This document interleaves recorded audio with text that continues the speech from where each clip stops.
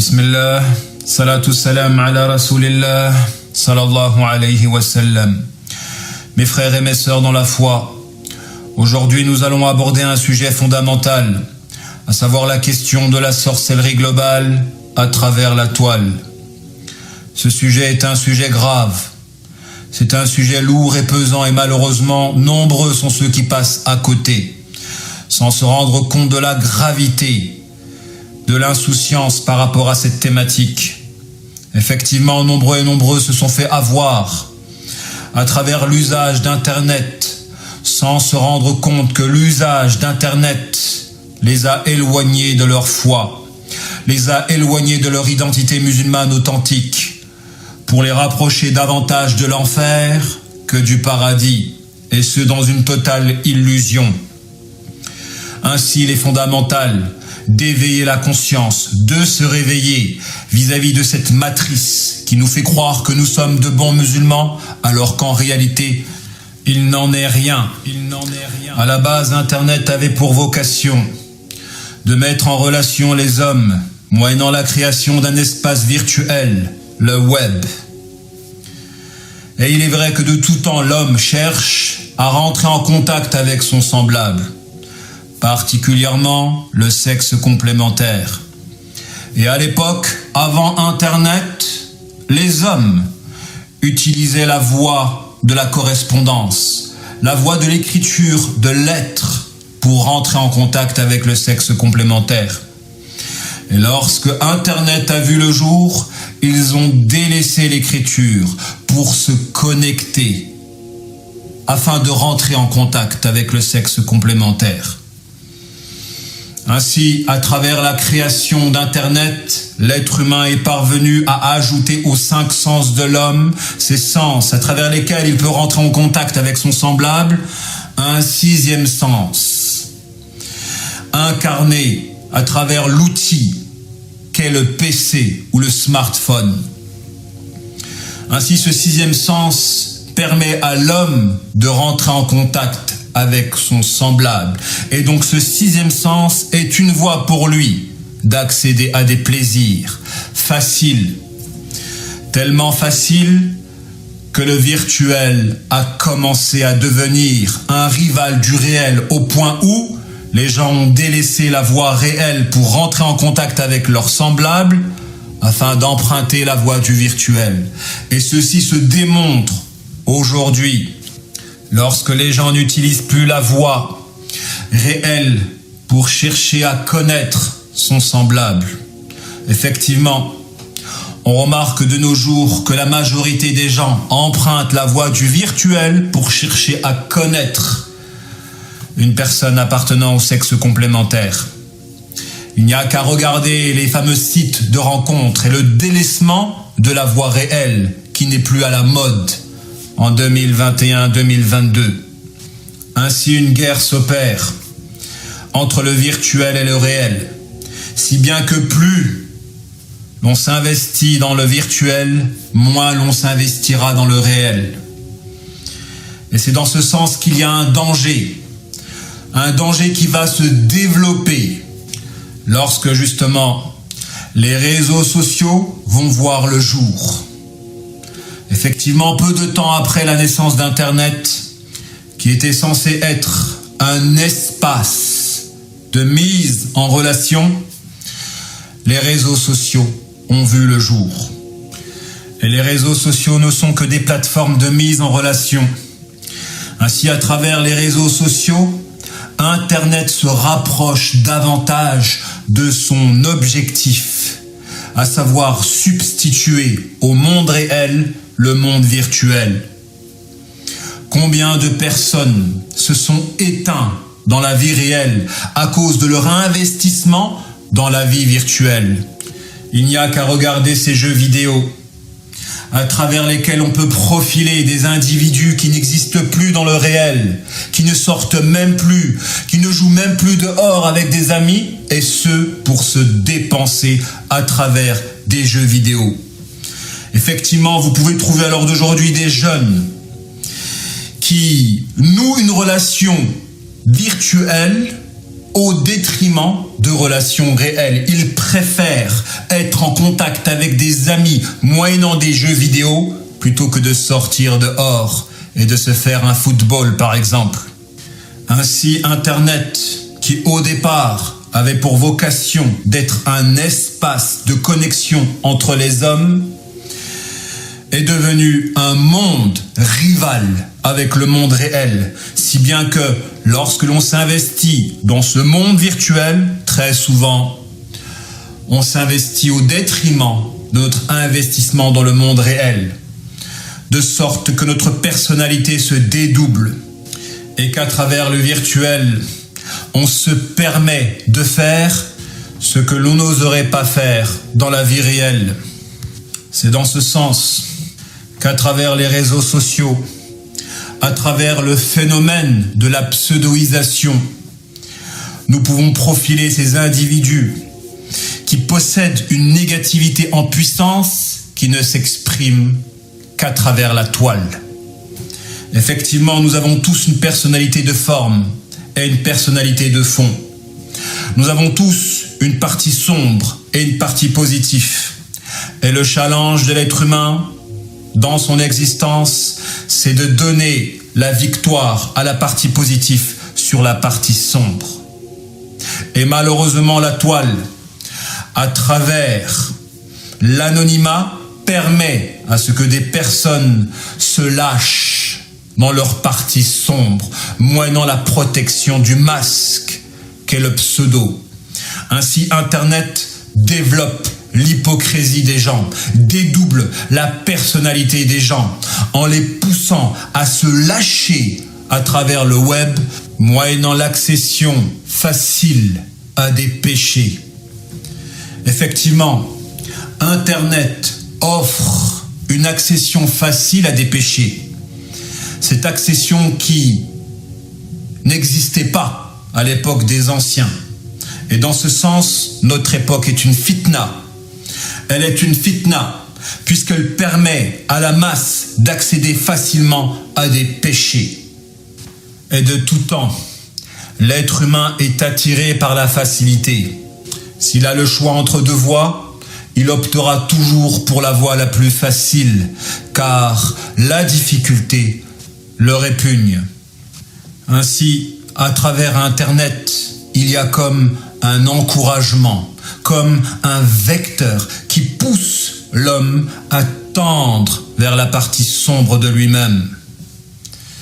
Et beaucoup, malheureusement, se sont dévergondés. Beaucoup sont tombés dans des addictions à même de détruire leur spiritualité. Et je fais allusion à l'addiction à la pornographie. Cette addiction qui est un fléau pour la communauté. Franchement, si les gens savaient la laideur qui se trouve derrière le web, si les gens pouvaient personnifier le web et voir sa laideur, alors wallahi, beaucoup s'en détourneraient. Car le web a perverti énormément de gens en développant le côté sombre de leur personnalité. Nous avons connu Internet à un âge adulte. Alors que doit-il en être de ces enfants? De ces enfants qui ne sont même pas encore pubères et qui subissent les addictions, les algorithmes d'Internet, les poussant à un dévergondage avant l'heure. Et rappelons-le, les péchés graves, les péchés capitaux avant la puberté mènent à des troubles de la personnalité. Et un trouble de la personnalité est un handicap dans le comportement qui rend la personne pratiquement incapable de se redresser par elle-même. Si bien que plus il y aura de personnes troublées dans la personnalité, plus il y aura de personnes susceptibles de rejoindre les rangs de l'Antéchrist. Dans ce sens, Internet participe de l'illusion antéchristique, cette illusion qui prépare le terrain pour le chef des illusionnistes. Si l'on devait comparer les avantages et les inconvénients du web, wallahi, les inconvénients l'emporteraient sur les avantages. Malgré l'illusion de ces avantages, Car en réalité, le web est une matrice. C'est un monde virtuel, tout comme le monde du rêve. À la différence que le web a pour créateur des êtres humains. Et forcément, les hommes qui contrôlent le web ou les réseaux sociaux vont tirer bénéfice de leur monde virtuel, moyennant l'adhésion des hommes à ces réseaux sociaux, moyennant la connexion des hommes à l'espace virtuel qu'est le web. Effectivement, dans le monde capitaliste dans lequel nous vivons, le produit ne doit pas durer. Le produit doit s'user, de sorte d'enrichir perpétuellement les plus riches. À l'époque, la fabrication d'un bien était faite de telle manière que le bien puisse durer dans son utilité. Mais le capitalisme veut que l'utilité soit réduite de telle sorte que l'on consomme davantage. Et ce capitalisme s'est développé jusqu'à faire de l'homme un produit. Effectivement, toutes les personnes qui adhèrent à ces réseaux sociaux ne savent pas qu'en réalité, ils sont le produit. Dans le sens où les personnes qui tiennent les réseaux sociaux vendent des informations les concernant afin, moyennant des algorithmes, d'orienter leur conscience par la voie du subconscient. Le danger se trouve là. Et malgré le fait qu'il est évident et que des documentaires parlent de cela, les gens ne parviennent pour autant pas à s'en défaire, tellement la sorcellerie est puissante. On vous dit que vous êtes des produits et pourtant, vous n'agissez pas en conséquence. Voilà la véritable sorcellerie lorsque la connaissance ne vous permet pas de vous libérer. Et à l'heure d'aujourd'hui, il en est de même pour la science islamique, qui est devenue une connaissance qui ne se pratique même plus.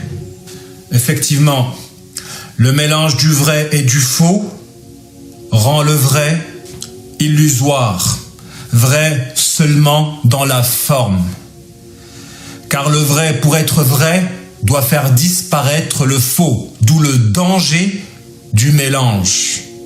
Et dans ce sens, à travers des algorithmes, ces réseaux sociaux, ces médias parviennent à dévaloriser le vrai au profit du faux, si bien que le vrai ne devient plus impactant dans la conscience et le cœur du croyant. Dans ce sens, notre participation à ce monde virtuel ne s'opère pas sans une dépersonnalisation, étant donné que les maîtres de ce monde pourront nous orienter. Et c'est là que se trouve l'illusion. Lorsqu'à travers les réseaux sociaux et à leur apogée, le fameux métaverse de Facebook, qui n'est qu'une mise en relation version 3 dimensions. Ce n'est plus une page qui permettra à des hommes d'être mis en relation. Dorénavant, cela sera un espace 3D, de sorte que l'addiction soit plus intense, que le plaisir soit plus fort et que la victoire du monde virtuel sur le réel soit plus nette.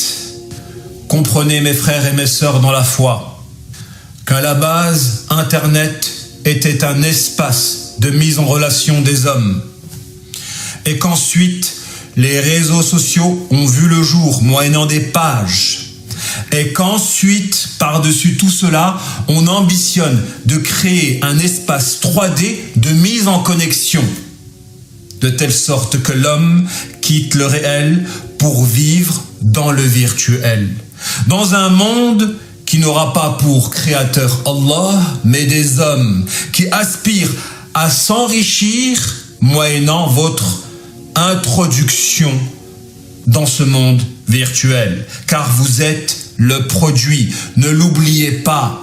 Rien n'est gratuit. Vous êtes le produit. Mais au-delà d'enrichir les gens qui tiennent ce monde virtuel, en réalité, il y a l'orientation subtile de votre conscience moyennant des algorithmes. Ces fameux algorithmes qui vous éloigneront de la vérité pour vous rapprocher de ces influenceurs aux portes de l'enfer. Aux portes de l'enfer. Même les prédicateurs n'ont pas été épargnés. Même les savants n'ont pas été épargnés. Lorsque pour briller dans le web, ils se soumettent à ces fameux algorithmes, moyennant des miniatures attractives. Effectivement, si l'individu ne se soumet pas aux algorithmes établis par les maîtres du monde virtuel, alors il risque de mourir virtuellement. Et les gens se sont plus accrochés à leur vie virtuelle qu'à leur vie réelle, qu'à leur vie spirituelle, dans le sens où la crainte de leur mort virtuelle les pousse toujours à vivre par rapport à leur production virtuelle. Mettez-vous à la place de ce prédicateur qui ne vit plus pour lui-même, mais qui vit par rapport à ses abonnés en se disant « Tiens, qu'est-ce que je vais filmer pour pouvoir poster à mes abonnés ?» Dans ce sens, il est possédé par ses propres abonnés. Il est possédé en réalité par son personnage virtuel. Le danger se trouve là. La nouvelle possession, la sorcellerie globale à travers la toile auquel je faisais allusion, s'explique par le personnage que nous créons dans le monde virtuel et qui finit en réalité par nous posséder lorsque notre vie réelle se plie aux codes, aux normes, aux algorithmes de la vie virtuelle. Et même les prédicateurs et les savants n'ont pas été épargnés. Et wallahi, je ne sais pas qu'est-ce qui est le plus utile, quitter tous ce monde virtuel ou y rester pour pouvoir transmettre la bonne parole. Car en réalité, le monde virtuel ressemble à un espace géographique. Et lorsque l'on vit dans une société qui n'est pas musulmane, en réalité, l'objectif du croyant, c'est de quitter cet espace-là, par l'entremise de la hijra. Car le croyant ne peut pas comprendre profondément sa religion à l'intérieur d'un système qui ne repose pas sur le kitab et la sunna. D'où la nécessité en réalité de quitter une matrice dont les normes ne sont pas celles de la vérité. Et de la même manière que le croyant doit quitter un espace géographique qui n'est pas gouverné par le kitab et la sunna, il doit par conséquent quitter aussi cet espace virtuel, de sorte que sa présence ne doit être que temporaire et utile, lorsqu'à travers cette dernière, il permet à des gens de comprendre et de faire leur fameuse hijra vers le monde réel, vers ce monde à construire, ce monde qui doit être gouverné par le kitab et la sunna. Dans ce sens, la science qui est distillée, propagée, moyennant les réseaux sociaux, ne peut pas être une science absolument bénéfique, dans le sens où le mélange des contraires rend la valeur positive illusoire. Donc quand on mélange le vrai avec le faux, le vrai ne devient vrai seulement dans la forme. Et c'est pourquoi la prédication, moyennant les réseaux sociaux, possède à mon sens plus d'inconvénients que d'avantages. Car à travers l'islamité de certains prédicateurs, en réalité, les maîtres du monde virtuel se développent sur le dos de l'islamité. Parce que, en réalité, prêcher même à des millions de personnes d'une prêche qui ne réveille pas autant le cœur des gens à cause de l'illusoirité de la vérité lorsque cette dernière est mélangée avec le faux, comparé aux avantages que tirent les maîtres du monde virtuel, alors nul doute que les inconvénients de notre présence dans le monde virtuel l'emportent sur leurs avantages, dans la mesure où notre participation fait la force des maîtres de ce monde virtuel qui en réalité aspire à prendre la place d'Allah dans sa seigneurie.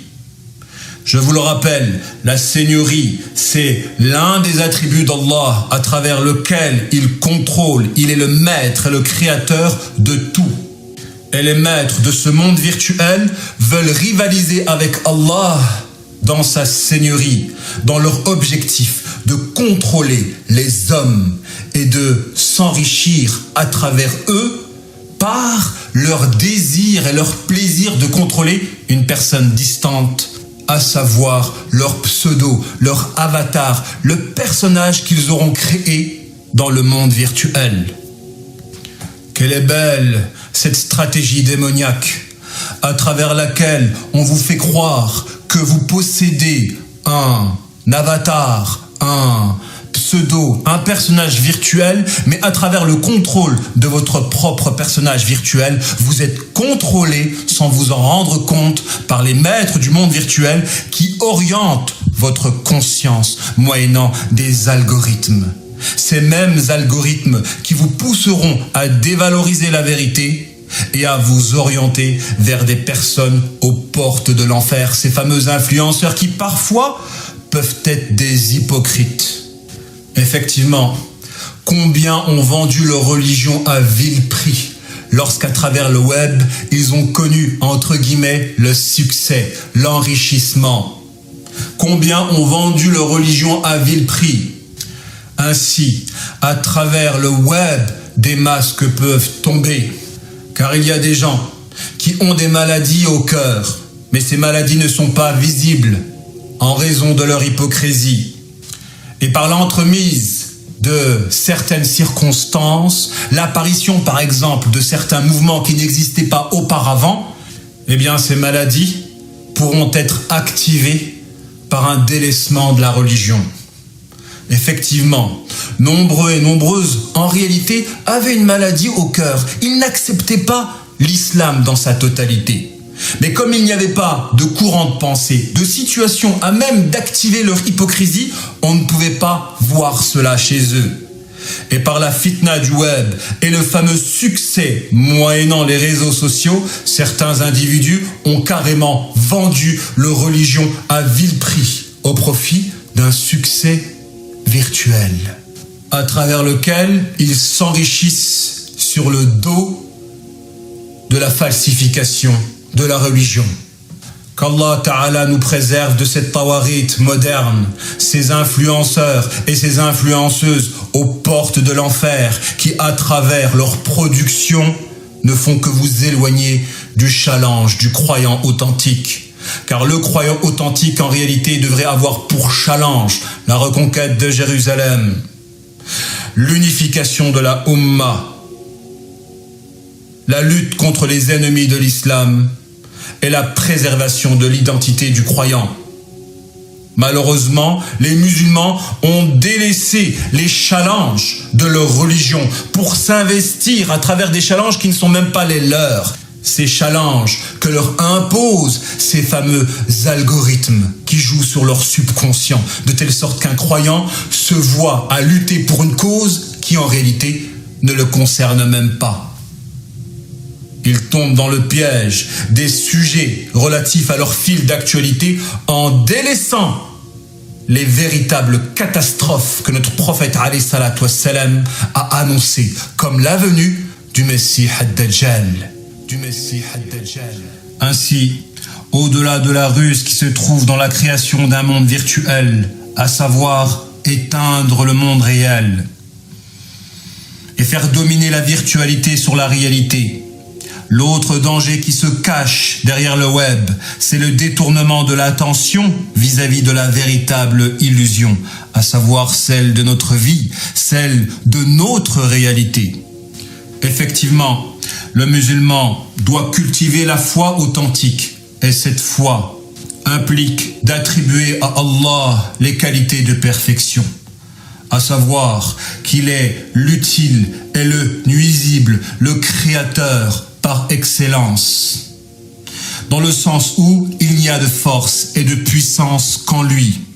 Ainsi, le croyant authentique est un être qui est convaincu que dans la création, il n'y a aucun pouvoir, ni de nuisance, ni d'utilité, dans le sens où aucune cause n'est véritablement à l'origine de son effet. Il n'y a donc aucun rapport de proportion entre une cause et son effet. Sans Allah, c'est Allah qui permet à une cause d'être à l'origine de son effet, car il est le causateur des causes, al-musabibul asbab. Lorsque le croyant est convaincu de la toute perfection divine, alors Allah sera pour lui dans sa vie ce qu'il croit qu'il est. Dans la mesure où l'être humain peut avoir un pouvoir sur la création, sur les éléments de la nature, qu'à la condition qu'il est convaincu qu'il n'y a de force et de puissance qu'en Allah. Et c'est à travers cette foi-là que les musulmans pourront se libérer de la peur d'être défaits, de goûter à l'échec. Car effectivement, la disproportion des forces en présence ne profitera jamais au plus fort dans l'apparence quand les croyants placent convenablement leur confiance en Allah.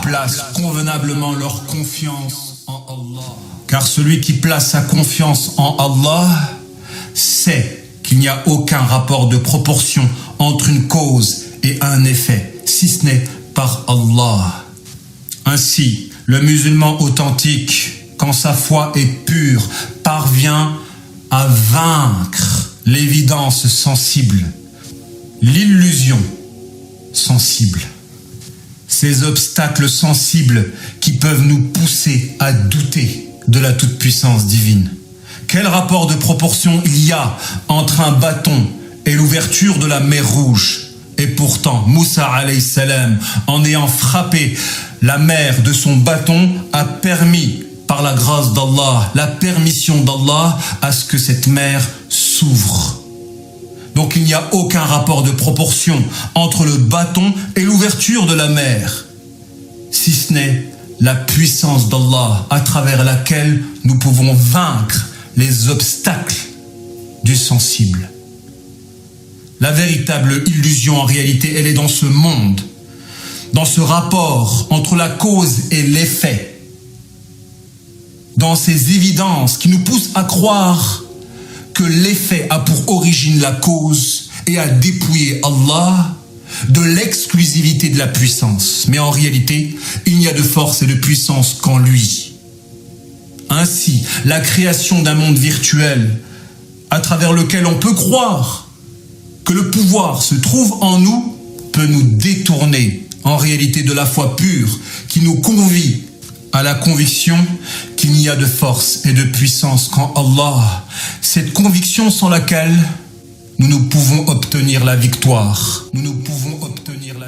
En conclusion, la création du monde virtuel a pour vocation non seulement de donner la primauté au virtuel sur le réel, mais aussi de produire des musulmans faibles, des musulmans à la fois fragiles, incapables de surmonter les obstacles de l'évidence sensible. Qu'Allah Ta'ala nous préserve du fléau du web et qu'il nous permette, moyennant notre extraction de la matrice, de prendre conscience de sa gravité, de sorte que l'on retrouve la vue. Soyez convaincus, mes frères et mes sœurs dans la foi, que jamais la vérité ne triomphera moyennant le web et les réseaux sociaux. Jamais. Et c'est pourquoi la voie qui permettra aux croyants authentiques de communiquer entre eux à la fin des temps sera le cœur et la foi. Sera le cœur et la foi. sera le cœur.